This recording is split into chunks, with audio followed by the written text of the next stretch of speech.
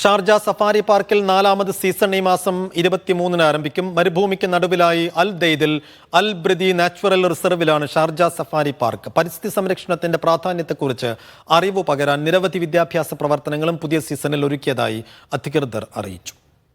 കൂടുതൽ മൃഗങ്ങളെയും പക്ഷികളെയും ഉൾപ്പെടുത്തിയാണ് ഷാർജ സഫാരി പാർക്കിന്റെ പുതിയ സീസൺ ഒരുക്കിയിരിക്കുന്നതെന്ന് EPAA chairperson Hana Saif Al Suwaidi പറഞ്ഞു.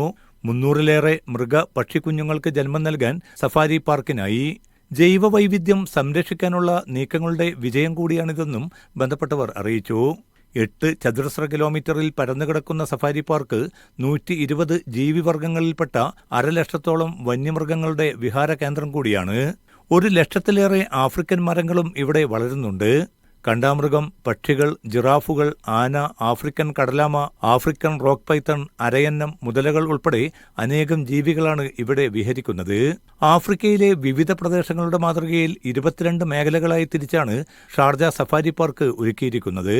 Media 1 Sharjah.